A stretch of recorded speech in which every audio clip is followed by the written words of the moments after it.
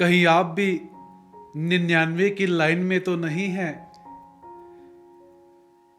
जय श्री कृष्ण, दंडवत प्रणाम।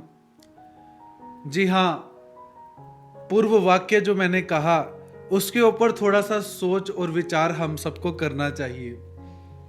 हमारे भगवान श्री कृष्ण महाराज जी अर्जुन को जब कुरुक्षेत्र की भूमि में उपदेश कर रहे थे, उस समय हम सबके लिए भगवान श्री कृष्ण महाराज जी ने एक तथ्य निरूपित किया।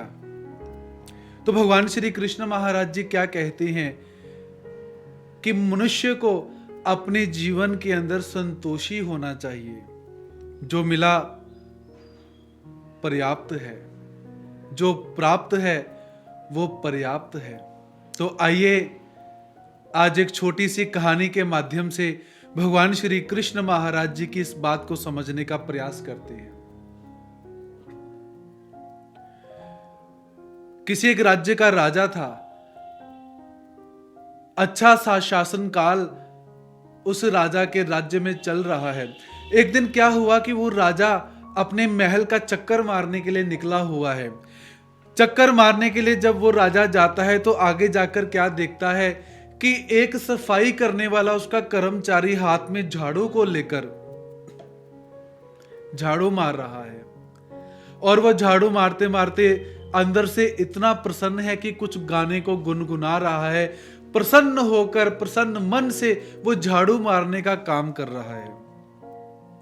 राजा ने देखा इस व्यक्ति को ऐसा क्या प्राप्त हो गया कि एक सेवा करने वाला व्यक्ति, साफ सफाई करने वाला कर्मचारी इतना प्रसन्न होकर अपना काम कर रहा है।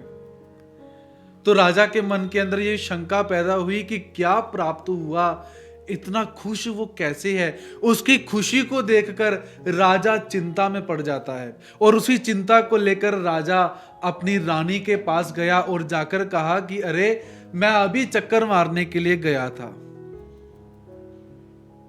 तो मैं वहां पर क्या देखता हूं कि एक झाड़ू पोछा मारने वाला मेरा कर्मचारी कुछ गुनगुना रहा है और गुनगुनाते हुए अपना काम कर रहा है, बहुत प्रसन्न है। ऐसा क्यों? तो रानी कहती है कि राजन कोई बात नहीं, आओ हम भी उसको 99 की लाइन में डाल देते हैं, इसमें कौन सी बड़ी बात है। राजा कहता 99 की लाइन, ये क्या होता है? रानी कहती कुछ नहीं करना, किसी एक नौकर को भेजिए और उस कर्मचारी के घर के बाहर एक थैली जिसके अंदर 99 सोने के जो सिक्के हैं वो डालकर उसके घर के बाहर रखवा दीजिए। राजा ने कहा इससे क्या होगा? रानी कहती शांत रहिए, करके तो देखिए। राजा ने अपने एक नौकर को भेजा वो थैली उसके घर के बाहर रखवाने के लिए। नौकर गया, थैली को रखकर वापस आ गया। वो प्रसन्न मुद्रा वाला कर्मचारी, साफ सफाई करने वाला व्यक्ति जब घर पहुंचा तो घर पहुंचते ही उसने क्या देखा कि एक सुंदर सी थैली मेरे घर के बाहर पड़ी हुई है। जैसे ही उसने थैली को उठाया और बीच में देखा कि सोने के सिक्के हैं, पत्नी भी आ गई, खुश हो जाते हैं, अरे इतने सोने के सिक्के हमें प्राप्त हो गए। उस कर्मचारी ने सोने के सिक्कों को गिनना शुरू किया, 1 2 3 4 5 90 95 करते करते 99। वो व्यक्ति मन में विचार करता है जिसने भी सिक्के रखे होंगे वो 100 सिक्के तो रखेगा ही, मेरे से गिनने में कोई गलती हो रही है। तो उस व्यक्ति ने दोबारा फिर गिनते गिनते 99 तक आकर वो रुक जाते हैं। अब उस व्यक्ति के मन के अंदर एक भाव आया कि एक सिक्का कहीं ना कहीं गिर गया होगा, मैं ढूंढ कर आता हूं। उसने अपनी पत्नी से कहा तू चिंता मत कर, वो एक सिक्का जहां पर भी गिरा होगा मैं जाकर उसको ढूंढूंगा अवश्य। ये थैली राजा के वहां से आई होगी तो मैं उस एक सिक्के को ढूंढकर अवश्य लेकर आता हूं। तो उस काम करने वाले व्यक्ति ने क्या किया, अपने घर से लेकर राजा के महल तक का सारा का रास्ता छान मारा कि कहीं एक वो जो सिक्का है मुझे प्राप्त हो जाएगा, लेकिन वो सिक्का उसको नहीं मिला। फिर मन में विचार करता है कि पास में ही एक सेठ का घर है, शायद उसी ने ये थैली रखवाई होगी। उसके घर का सारा रास्ता भी नाप दिया, लेकिन वो सिक्का उस कर्मचारी को प्राप्त नहीं हुआ। अब वो कर्मचारी थोड़ा सा चिंता में रहना शुरू हो गया। अगले दिन महल में जब गया, झाड़ू मारने का काम कर रहा है। राजा जब निकला तो राजा क्या देखता है कि कल वो जब अपना काम कर रहा था तो बहुत खुश था, गुनगुना रहा था। आज वो अपना काम कर रहा है चिंता के अंदर, क्योंकि 99 सिक्के प्राप्त हो चुके हैं। उसकी खुशी नहीं, एक सिक्का जो नहीं प्राप्त हुआ है उसकी चिंता उसको खाई जा रही है। राजा रानी की उस बात को समझ गया कि क्या तुम भी 99 की लाइन में तो नहीं हो।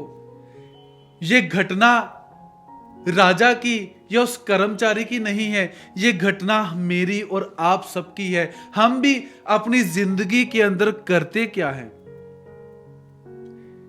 परमात्मा ने हम सबको जो प्रदान किया हुआ है, धन, वैभव, सुख, संपदा, परिवार के सदस्य, हम उन प्राप्त वस्तुओं को पर्याप्त न मानकर उन वस्तुओं की तरफ भागते हैं जो हमें नहीं मिली हुई हैं। जो वस्तुएं मिली हैं उनका आनंद लेना हम भूल जाते हैं, और जो नहीं है उन वस्तुओं के पीछे हम सब भागते रहते हैं कि ये क्यों नहीं है, ये क्यों नहीं है, ये क्यों नहीं है। इसीलिए अपनी जिंदगी के अंदर जो रिश्ते आपके पास हैं उन रिश्तों के साथ आनंद से अपना जीवन व्यतीत कीजिए।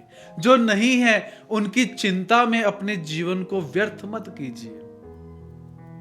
परमात्मा ने जो प्रदान किया हुआ है उन सब के लिए परमात्मा का धन्यवाद करके अपने जीवन को आनंद से यापन कीजिए। जो नहीं है उसको प्राप्त करने का प्रयास कीजिए, मेहनत कीजिए। नहीं मिलता है तो चिंता मत कीजिए कि ये मेरे पास नहीं है। जो है मैं अपनी जिंदगी उन्हीं सब के साथ, उन सभी वस्तुओं के साथ, उन सभी रिश्तेदारों के साथ मैं अपनी जिंदगी को अच्छी तरह व्यतीत करने की कोशिश करूंगा। देखिए, ये परमात्मा की अनमोल जिंदगी, जीवन कब समाप्त हो जाएगा हम सबको ध्यान नहीं है। तो क्यों हम अपने जीवन को आनंद से बिताते नहीं हैं? क्यों हम चिंता के अंदर बैठे हुए हैं? क्यों हम मानसिक रोगी बनकर बैठे हुए हैं? क्यों हम शारीरिक रोगी बनकर बैठे हुए हैं? इसीलिए हम सबने 99 की लाइन में नहीं आना है। हमने आना है उस लाइन के अंदर कि हम उस परमात्मा का धन्यवाद करते हैं।